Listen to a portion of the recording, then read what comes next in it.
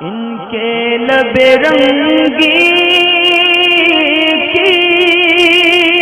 निछावर थी कि जिसने। जहाँ मैं रहता हूँ वहाँ कोई मस्जिद सुन्नी की नहीं है, तो ऐसी सूरत में नमाज का क्या हुक्म है? तो ये सवाल भी बहुत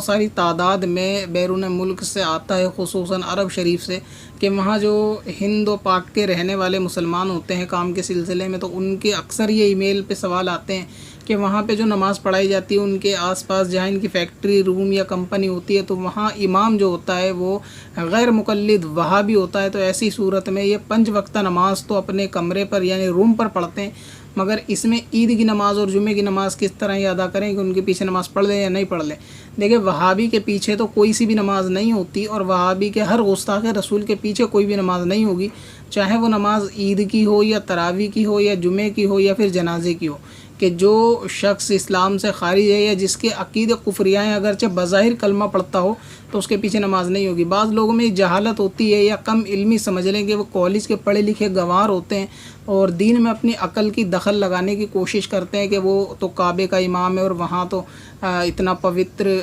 बोलते हैं कि इतना शहर है, और ऐसी सूरत में आप कहते हो कि वहाँ पे नमाज नहीं होगी। तो जगह देखने से नहीं होता कि नमाज कहाँ होगी कहाँ नहीं होगी, बल्कि नमाज तो जंगल में भी अदा हो जाएगी। शर्त यह है कि इमाम दुरुस्त होना चाहिए। अगर कोई कादियानी ख़ुद को नबी बताने वाला काबे में जाके खड़ा हो जाए और वो नमाज़ पढ़ाए, तो क्या ये इस तरह की बातें करने वाले उसके पीछे जो ख़ुद को नबी बता रहा है ये नमाज़ पढ़ लेंगे या नहीं पढ़ेंगे? बज़ाहिर तो वो भी कलमा पढ़ता है, नमाज़ पढ़ता है, तो ये नहीं देखा जाता कि कोई कलमा पढ़ता है तो वो मुसलमान हो जाएगा। कुरान पाक इसका इनकार करता है। तो ऐसी सूरत में वहाबी के अकीदे क्योंकि कुफरिया हैं, तो इस सूरत में आपको चाहिए कि जिस तरह आप 5 वक्ता नमाज अपने कमरे पे पढ़ते हैं, तो ऐसे ही जुमे के दिन आप ज़ोहर की नमाज़ पढ़ें। अगर आपको कोई सुन्नी मस्जिद नहीं आसपास में मिलती है,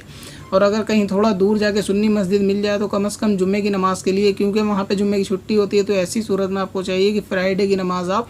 दूर जाके सुन्नी इमाम के पीछे पढ़ लें। लेकिन अगर वहाँ कोई इमाम आपके आसपास मौजूद है ही नहीं, यानी ढूंढने से भी नहीं मिलेगा, तो ऐसी सूरत में चाहिए कि आप अपनी जुमे के दिन ज़ोहर की नमाज़ पढ़ें रूम पर तन्हा। और इसी तरीके से ईद वाले दिन के ईद में नमाज जो होगी उनके पीछे ईद की नमाज़ भी नहीं होगी, तो आपको चाहिए कि कमरे पर 2 रकात नमाज ईद के दिन नफिल शुक्राने की अदा कर लें, ये ज़्यादा बेहतर है। या ऐसा शख्स के जहाँ ईद की नमाज़ नहीं होती है, उसको ईद की नमाज़ नहीं मिलती, या इमाम बदअकीदा है कि उसके पीछे या उसके अकीदे कुफ्र तक पहुँचे हुए हैं कि उसके पीछे ईद की नमाज़ वो नहीं पढ़ सकता, तो उसको चाहिए कि ईद वाले दिन ईद के वक्त में, यानी जब नमाज का वक्त हो सुबह में, वो 2 रकात नमाज नफिल अदा कर ले, ये उसके लिए किफ़ायत होगी। मगर ये कि वहाबी के पीछे नमाज अदा नहीं की जा सकती।